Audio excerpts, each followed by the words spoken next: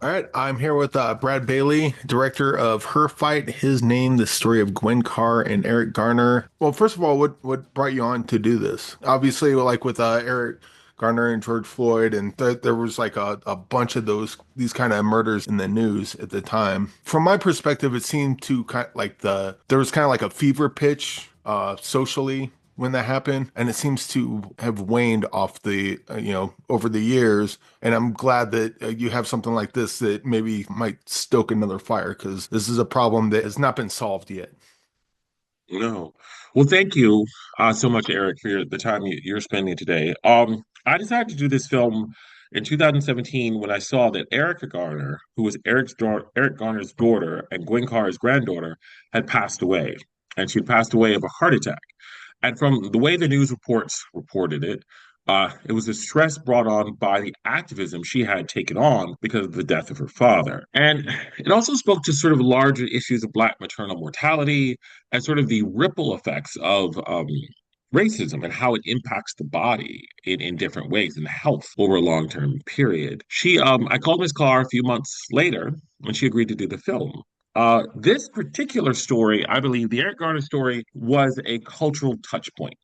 It was the moment where really, as you said, the fever pitch of these issues was hit, it sort of gained national, worldwide momentum. And it's a story that is still not forgotten. But even 10 years later, when I mention the story to people, they immediately know who it is. And even if they don't may not have the name, they know the chokehold situation, they know Staten Island, New York, they know I can't breathe. Those three words are more than just, you know, they speak to so much deeper aspects of suffocate of how people of how people suffocate in their own lives in own different ways in a system that they believe um stifles them. So I think it's much more than just even the incident. It speaks to something larger that's representative of the challenge to millions of people. So Yeah. And so also when all this went on, it's when Black Lives Matter uh, kind of started. And then one of the comebacks to it is All Lives Matter, to which I always roll my eyes like, dude, that's not the point. Like all lives aren't being murdered by police officers. It's Black lives. And then you just have like a what and maybe that's all racism, but it can't all be. Sometimes people are just stupid. Like what do you think mm. what do you think is part of that sort of pushback on Black Lives Matter? Well, I think it's an under it's I guess it's even though we're all one big family, we're all one big human species, people live in different realities. And I think that what I wanted to do with this film wasn't just do a black film for black audiences, and critically. I mean, yes, this is a black film for African American families, absolutely. And my goal is to give it to groups, to community groups, to however they need to use this for whatever purposes they need to use it for. But on the flip side, I also wanted a universal story. I wanted a story where people could identify with a mother, a grieving mother, where she does two things. She reflects and then she acts. And I think that those are universal. And there are millions of mothers around, billions of mothers around the world with photos in their living room about their loved ones. There are billions of mothers around the world who love and care for their family.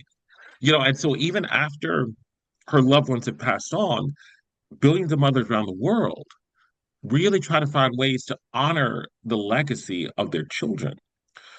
And so, hopefully, we've had people with some conservative leanings watch the film, and they've loved it.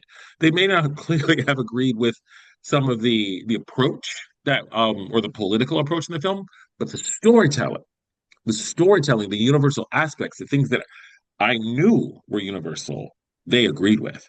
They absolutely agreed with. And because to them, there was no disputing that love is love, and a mother's love for her son is something that we all need to agree on. And that was sort of what I was trying to do with the film. How do you approach that though? Because like a lot of people they'll do whether it's a narrative feature or documentary.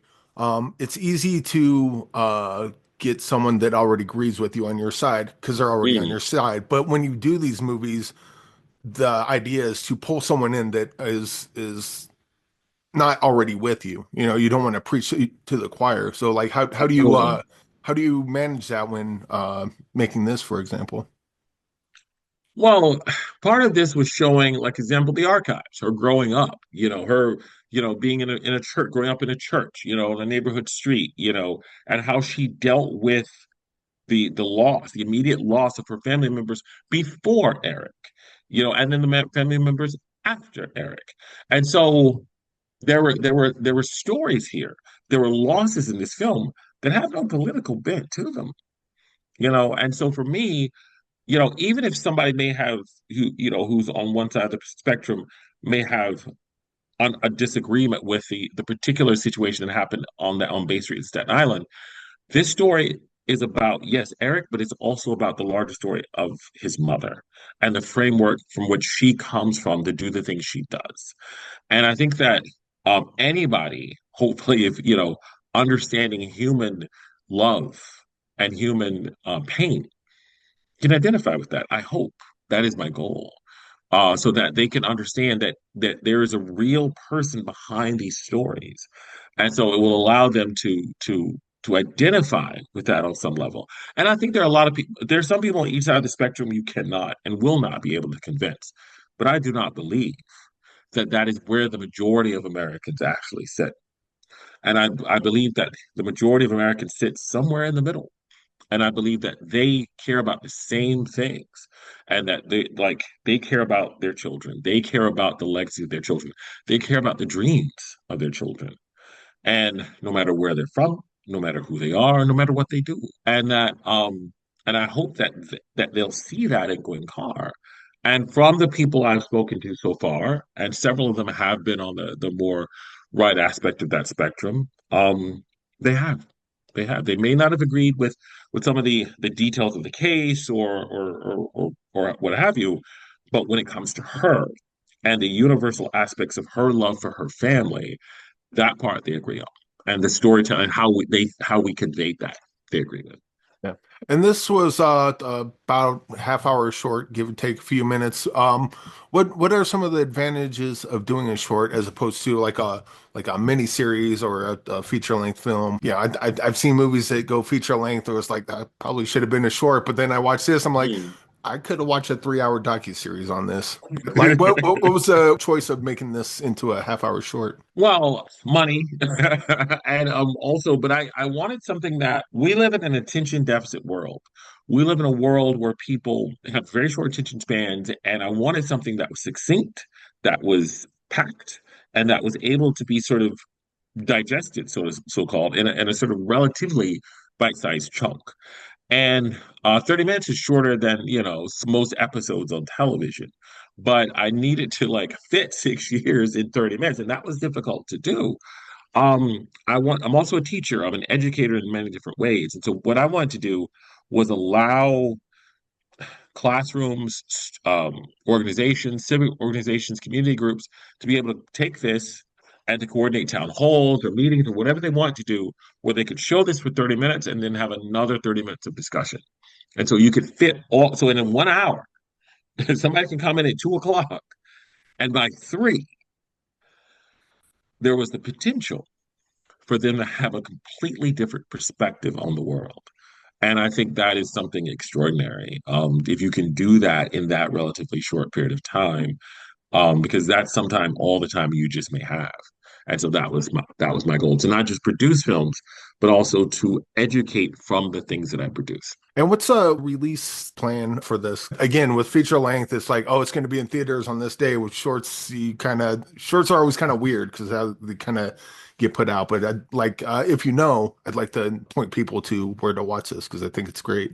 Sure. Well, they can go to our Instagram, her fight, his name, at hashtag her fight. Sorry, at her fight, his name on Instagram.